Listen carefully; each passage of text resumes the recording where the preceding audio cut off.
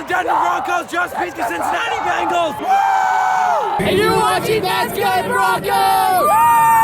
I am Brandon Perna, and in honor of Super Bowl 50 being broadcast in Spanish on ESPN Deportes, I have a third intro for you. Verga.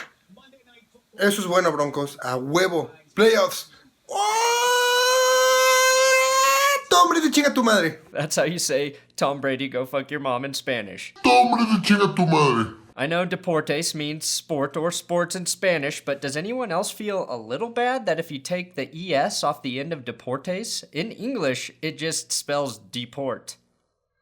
Trust me, my Mexican-American friends, if Donald Trump is elected president, he will confuse the two.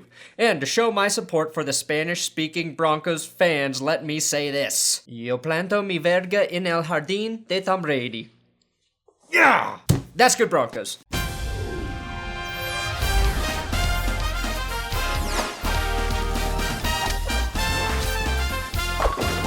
It's true. On Monday Night Football, the Denver Broncos defeated the Cincinnati Bengals in overtime 20-17 in what some might call a real nail-biter. In my family, we call those games, Mom might be leaving again. She didn't, and CJ Bash Anderson pranced off the field full of squealing joy. That was almost as perfect a moment as Gary Kubiak's post-game speech. How about that second half? Second half! The Broncos persevered, and I hate to be the downer here, but what the fuck were you guys doing in the first half? Let's review this bad boy. Let's review this naughty little bad boy of a game. TJ Ward wasted no time testing his body as he dropped Jeremy Hill with a beastly hit. Unfortunately, that was quickly overshadowed by a 7.5-minute drive where the Bengals capped it with a great touchdown pass to the right corner of the end zone where Talib was there to make the play, but barely, just barely misses the ball. I will say the Bengals receivers worked the sideline better than any group of receivers I've witnessed this season. Their hands and toe-tapping ability were something to be admired. AJ McCarron orchestrated another drive that ate 7 minutes and 50 seconds off the clock, which ended with a Sanu Wildcat touchdown, giving the Bengals a 14-0 lead. Now, I must say, moving forward, the Bengals, Lions, Panthers, and Jaguars should be the only teams allowed to run the Wildcat. The Bengals have a much better offensive line than the Broncos, and they used max protection frequently to make sure McCarron had the time he needed to throw the ball. The defense played impressive ball in the second half, but were plagued by some of the problems that ailed them in Pittsburgh, like poor tackling in the secondary. You never want Derek Wolfe to be the guy tackling a receiver downfield.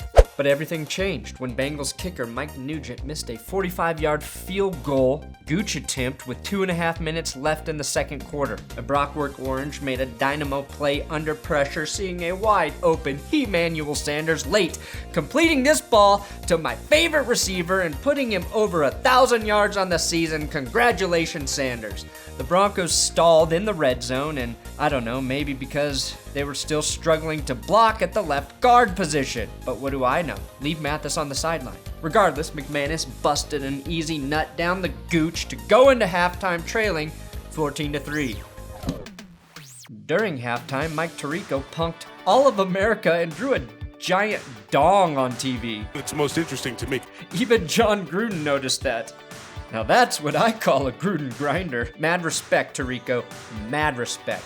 The Broncos' best drive came on their first possession of the third quarter, which is refreshing because I believe the last time they scored in the third quarter was against the Colts. Jordan Norwood got things going by converting an early third down, and he followed that up with a big gain in the middle of the field. Another mystery to me is if Anderson is healthy, why is he not getting almost all of the carries? Because when he touches the ball, he finds the holes and he cranks out runs for yards. He gets those yards. The drive was solidified by Emmanuel Sanders with a Skeletor-crushing touchdown reception on third down. But did anyone see what the pylon cam caught on the Sanders touchdown? That's what I call a score, Mr. Sanders. Derek Wolfe must be re-signed by the Broncos as soon as possible. His value is valuable right now as a run stuffer and quarterback killer. If he and Malik Jackson can be retained by the Broncos, I will gladly watch Jackson face mask sack opposing quarterbacks next season. Well, unless he does that to Drew Brees. Drew Brees does not deserve that. Thank you, Monday Night Football, for creating the coolest graphic I've ever seen. Peyton popping up from behind the mountains and stuff that's awesome. But double thanks for making sure none of us dirty-minded kids saw ball sack on the screen. After that dong, Gruden had enough. Early in the fourth quarter, Brock Osweiler took a shot downfield to Demaryius Thomas, who had beaten his coverage. The throw was horrible and incomplete and on third down. I went nuts because Brock should have seen Sanders underneath wide open and taken the easy completion, which would have turned into a large gain and kept that drive alive. The curse of the Broncos' second half woes was passed on to the Bengals as we witnessed their offensive effectiveness cease and their tight end drop an easy catch. That's game over for Tyler Kroft, Tomb Raider. Sorry, dude, you're out of lives. The Broncos were able to take the lead for the first time on the heels of C.J. Anderson on this magical 39-yard touchdown run where C.J. breaks a tackle, bounces outside, and then scorches the Bengals for 6 points. All day, all the way, C.J. Pretty good. Derek Wolfe got his taste of Tom Brady Jr. during this suck. And then Chris Harris, who played a very good game after being worked by Antonio Brown last week, saved what would have been a touchdown on this deep pass to A.J. Green. Did you know that the Bengals have 3 A.J.s on their team? Hawk, Green, and McCarron.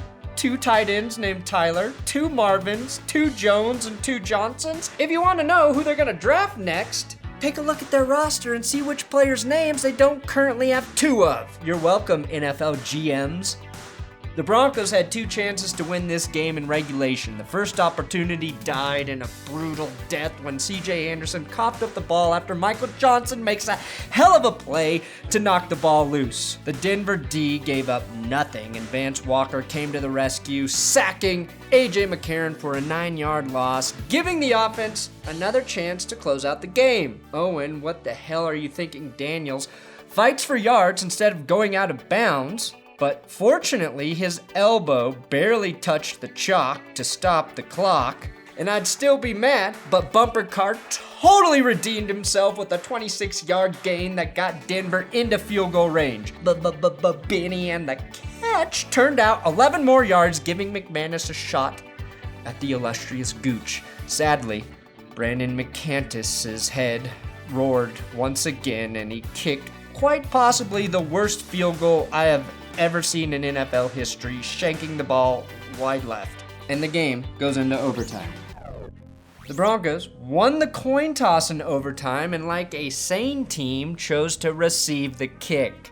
The offense had the advantage because the Bengals defense was worn out, and AJ, let's just call him Karen, had a big owie on his elbow. Nice way to bleed, Karen. Bumper Car Daniels shined bright like an old diamond at the end of this game, reeling in this high pass from Brock Osweiler. The play of the game, though, may have been Demaryius Thomas's one-handed, I am no longer cursed, late in the game catch on 3rd and 3 to keep that drive moving. He followed that with a screen pass catch on a ball that was deflected.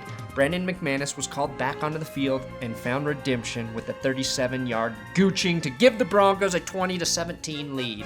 Von Miller said to himself, I'll just end the game by getting to A.J. McCarron, hitting his arm, causing a fumble that will be recovered by Derek Wolfe. And then Von Miller actually did that.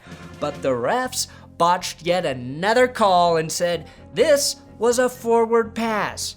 Kubiak called a timeout to force them to review the play, and even after these dumb pieces of shit looked at the call, which is a fumble everywhere on planet Earth except in Ed Hockley's head, ruled it a forward pass. Thankfully, the football gods would not let the incompetence of a frozen-brained officiating crew decide the game. As on the next play, AJ, I almost played a perfect game, fumbled the shotgun snap, and DeMarcus Ware recovered the ball to end the game. If somebody doesn't explain the rules to these NFL football referees before the playoffs start, we're all fucking doomed.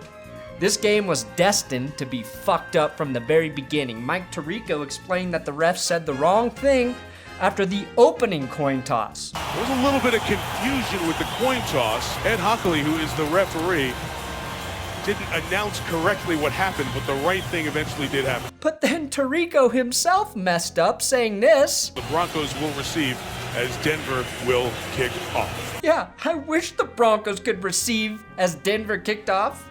I'm fairly confident they would win all of their games.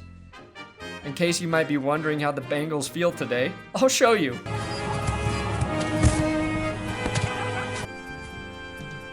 After doing hours of film study, I realized that A.J. McCarron's biggest weakness as a quarterback are his communication skills.